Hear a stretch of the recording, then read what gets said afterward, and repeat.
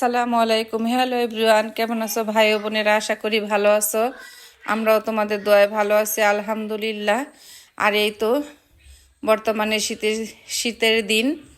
আর এই শীতের দিনে পরীক্ষার শেষে, বাচ্চাদের পরীক্ষার শেষে বেড়ানোটা যে কত মজা এটা বলে বোঝানোর মতো না। আর আজকে আমরা যাব হচ্ছে গ্রামে। গ্রামে বলতে হচ্ছে আমার ছোট ননদের বাসায় বেড়াতে যাব। আজকে অনেক দিন ধরে প্ল্যান চলতেছে ওদের বাসায় বেড়াতে যাব, তাই যেতে পারতেছি না, বাচ্চাদের পরীক্ষা গেল এই কারণে। আর এখন এই তো পরীক্ষা শেষ, এখন দুই যা একসাথে মিলে আমরা হচ্ছে গ্রামে আসলাম।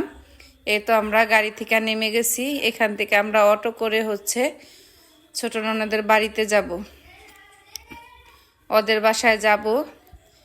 আর হচ্ছে আমাদের অনেক দিন ধরেই আসার কথা ছিল, আসতে পারি নাই। দেখো এখন চিন্তা করলো, ছোট ননদও বললো যে তোমরা যেহেতু আসবা, আর আমার ছেলেরও হচ্ছে পরীক্ষা শেষ হয়েছে, তাই আমার ছেলেকে মুসলমানি করাই দিই।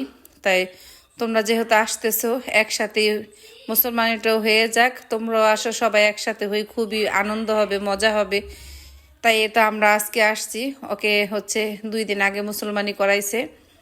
মূলত আমাদের এখানে ওদের বাড়িতে আসার প্ল্যানটা আগেই ছিল, তাই আমরা এখন মুসলমানের উদ্দেশ্য আর আগের বেড়ানোর উদ্দেশ্য দুইটাই একসাথে হয়ে গেছে। মূলত প্রথমে তো প্ল্যান হচ্ছে আমরা বেড়াবো, এটাই হচ্ছে মেন। অবশ্য আমার ছোট ননদের ছেলেকে মুসলমানি করাইছে, কোনো অনুষ্ঠান করব না।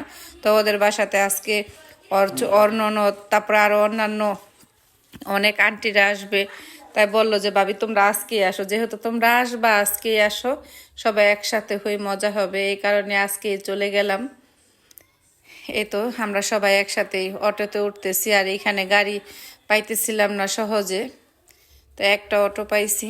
একদম আমার ছোট ননদের বাড়ির বাসার গেটের সামনেই চলে যাবে অটো, একদম একদম কাছাকাছি যায় না, একটু দূরে থাকে। আর খুব ভাল লাগতেছে, অনেক দিন পরে আসতেছি। আর ওদের বাড়িতে আমার কাছে এমন সচরাচর সবসময় আসতে ভালো লাগে, অনেক ভালো লাগে আমার ননদদের বাসায় বেড়াতে। এই ননদের বাসায় বেড়ানো হলে, আল্লাহ যদি বাঁচায় রাখে, তাহলে আবার মেজু ননদের বাসায় যাব বেড়াতে। 2 ননদের বাসায় বেড়াইয়া তারপরে আমরা ঢাকায় চলে যাব। এবার হচ্ছে নিজেদের বাড়িতে যাব না, আবার নেক্সট টাইমে আমরা হচ্ছে নিজেদের বাড়িতে আসব। কারণ আমরা 2 ননদের বাসায়, আল্লাহ যদি বাঁচায় সুস্থ রাখে, তাহলে আমরা 2 বা 3 দিন করে দুই বাসাতে বেড়াবো। সবাই দোয়া করবো আমরা যেহেতু সুস্থ থাকি, আর হচ্ছে বাচ্চারা যেন সুস্থ থাকে, ওদেরকে যেন সুন্দরভাবে বেড়াইয়া খেলাইয়া আমরা ঢাকা ফিরে আসতে পারি, এই দোয়াই করবা। তোমরা যে যেখান থেকে ভিডিওটা দেখতেছো, দেশ এবং দেশের বাহিরে, অবশ্যই তোমরা লাইক, কমেন্ট, শেয়ার করবা, সাবস্ক্রাইব করবা। আর তোমরা সবাই আমার পরিবারের সঙ্গেই থাকবা, সবসময় সাপোর্ট করবা, তাহলে হয়তো আমার নতুন নতুন ব্লগ বানাতে খুবই উৎসাহিত হব, আগ্রহ থাকবে নতুন নতুন ব্লগ তোমাদের উপহার দেওয়ার জন্য। তোমরা বেশি বেশি করে লাইক দিয়ে দাও, সাবস্ক্রাইব করে দাও। এই তো আমরা বাড়ির কাছাকাছি চলে আসছি, খুবই মজা লাগতেছে। আর এখানে একটা জমি চাষ করতেছে, সেটাও দেখলাম,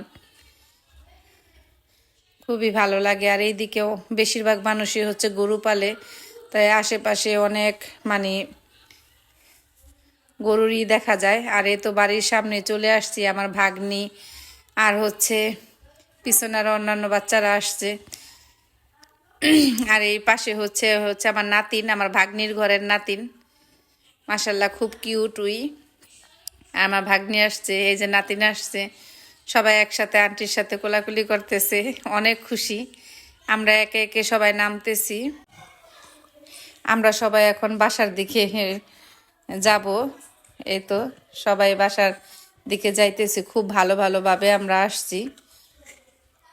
আর হচ্ছে ননদের জামাইয়া, ননদ চাইছিল যে ছেলের মুসলমানির অনুষ্ঠান করতে, তবে আমার ননদের জামাই হচ্ছে বাহিরে থাকে, তো একা একা ননদ সামলাতে পারবে না, এই কারণে আর কি অনুষ্ঠানটা বাদ দিয়ে দিছে, অনুষ্ঠানটা করলো না।